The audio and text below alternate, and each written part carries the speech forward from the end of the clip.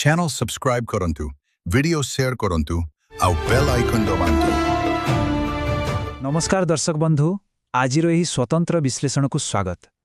आज आमे उठाना बहुजन चैनल पाई लेखा जाइथिबा एक खूब कौतूहलपूर्ण काल्पनिक स्क्रिप्ट को निरपेक्ष भावरे आलोचना करिबा। एहा कोनोसी साधारण स्क्रिप्ट नुहे, माने गोटिए विशाल सिनेमाटिक व्यक्तित्व को एक वास्तविक राजनैतिक एवं आदर्शगत दृश्यपटरे देखिबार एहा एक नियारा प्रयास। तेबे आसंतु सीधा सड़ख एही काल्पनिक दुनिया भितरकू जिबा। ठीक अछि, आसंतु प्रथमे एही दृश्यपटकू टिके कल्पना करिबा।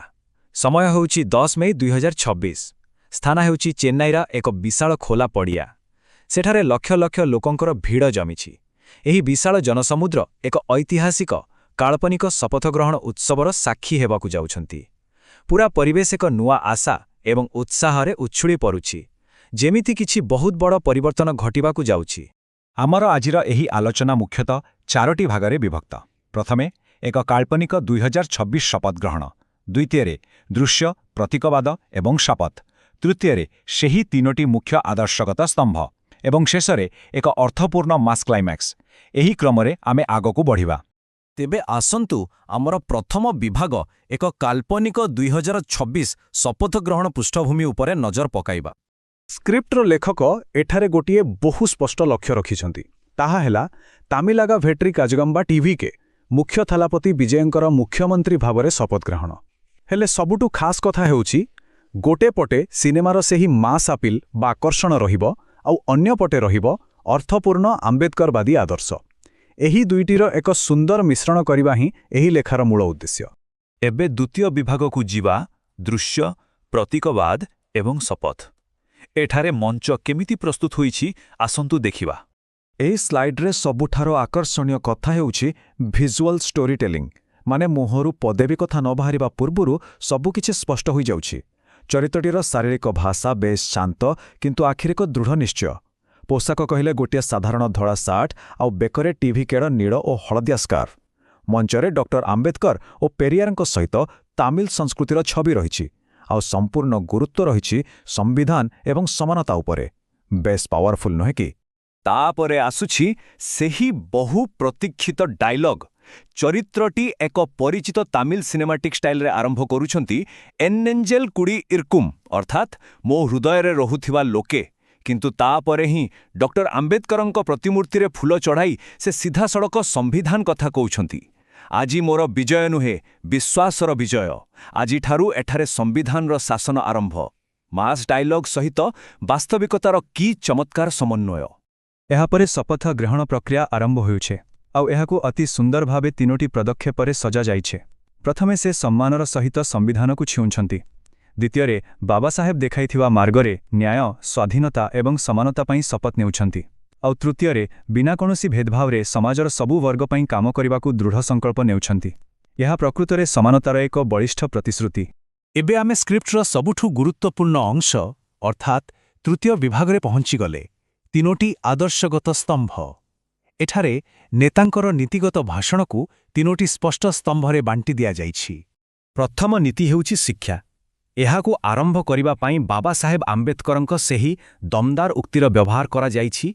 शिक्षा हेउछि सिंहीर क्षीर, जिए एहाकू पीब से गर्जन करिबो।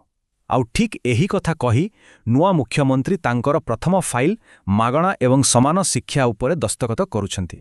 हेले एही नीतिर प्रकृत लाभ किए पाइबो? एहार फलाफल कौन हबो?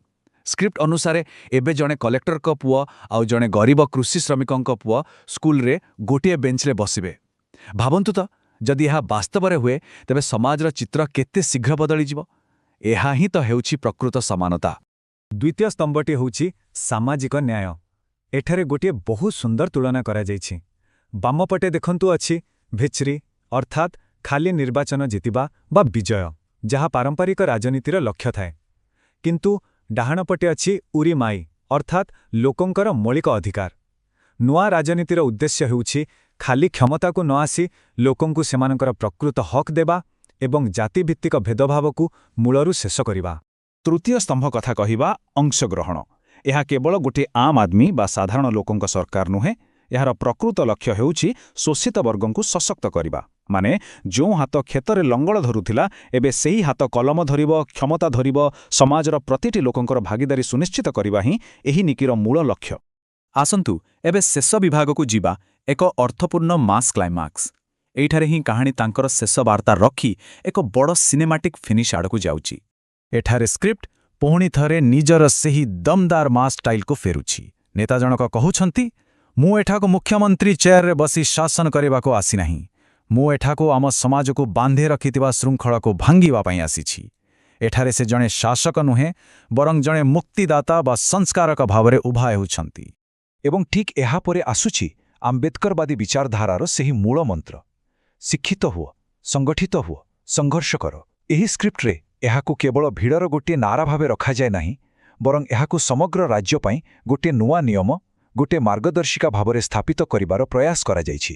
ଆଉ ସବୁଠୁ ରୋମାଞ୍ଚକର ମୁହୂର୍ତ୍ତ ହେଉଛି ଏହାର ଶେଷ ଭାଗ, ଜୟ ଭୀମ ଏଲ୍ଲୁରୁମ୍ ଇନାଟୁ ମନ୍ନାର, ଅର୍ଥାତ୍ ସମସ୍ତେ ଏହି ଦେଶର ରାଜା।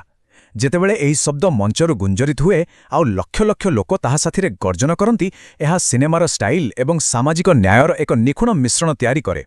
ତେବେ ଏହି ବିଶ୍ଳେଷଣ ଶେଷ କରିବା ପୂର୍ବରୁ ଏହି କାହାଣୀ ଆମ ପାଇଁ ଗୋଟିଏ ବହୁତ ଗୁରୁତ୍ୱପୂର୍ଣ୍ଣ ପ୍ରଶ୍ନ ଛାଡ଼ି ଯାଉଛି।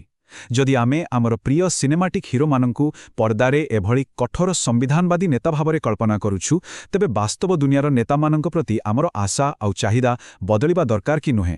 ନିଶ୍ଚୟ ଭାବିବେ। ଆଶା କରୁଛୁ ଏହି ବିଶ୍ଳେଷଣ ଆମ ସମସ୍ତଙ୍କୁ କିଛି ନୂଆ ଆଉ ଭିନ୍ନ ଢଙ୍ଗରେ ଚିନ୍ତା କରିବାକୁ ଖୋରାକ ଯୋଗାଇବ। ଆଜି ପାଇଁ ଏତିକି। ନମସ୍କାର।